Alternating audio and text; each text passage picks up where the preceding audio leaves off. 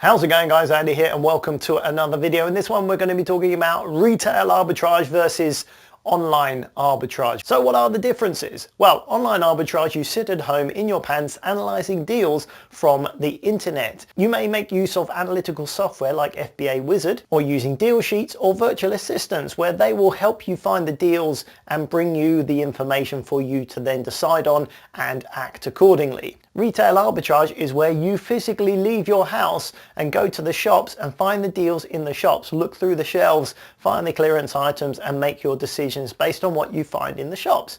Now, there are very clear differences between these two, and I'm going to tell you why retail arbitrage should not be underestimated. Yes, online arbitrage is very useful if you want to fit it around your busy lifestyle. That obviously gets a big tick. The one major downside is competition. If you're looking through the Disney store or Tesco's or Asda online or TK Maxx, there is a very, very good chance that every man and his dog is also finding the same deals you are. And what that means in everyday life is when you find the deals and go, whoa, that's decent, 70% ROI, I'll take that. You make your purchase, your order comes to you, you prep it and send it to FBA, and then unfortunately you find that 5,787 other people have done the same thing. And out of those 5,787 people, there will be at least one person that says, I know, I want to be the cheapest person on Amazon, so I'm going to undercut all of you fools.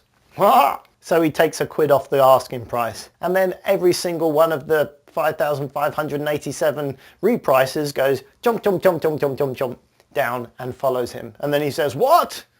I'm no longer the cheapest on Amazon. We'll see about that. And then so he undercuts everyone again. And all the 5,587 reprices go jump, jump, jump, jump, jump, jump, jump and follow him again.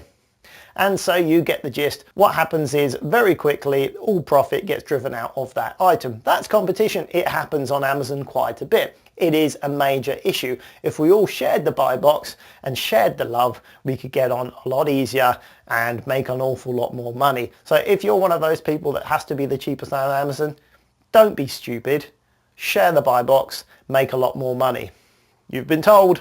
But retail arbitrage, don't got that.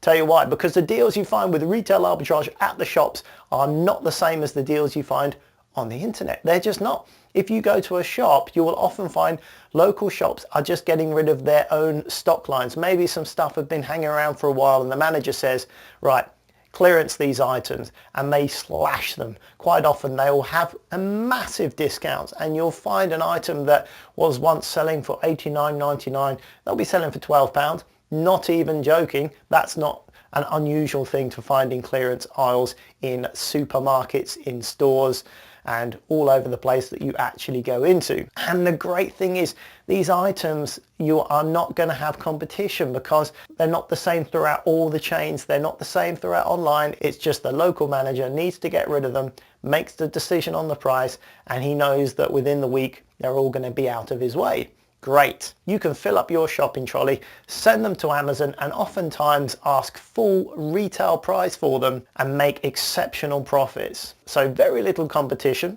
much higher profit margins, but obviously the sacrifice is you have to leave the house and get around and physically look for them. You can't search on the interweb, so you have to physically walk into a shop, look around the clearance aisle, maybe you won't find anything and you'll have to go to another shop. That can be time consuming. That is the weak point.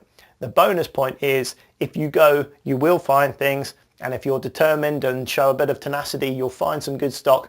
There'll be very, very good profits and the competition will be relatively little as well. So don't dismiss retail arbitrage. It's a very powerful method. So if you are an online arbitragist, get out in the shops, leave the house, put some trousers on and go and find yourself some bargains. If you've got this far, give it a thumbs up and like this video. I would appreciate that. Subscribe if you haven't done so already.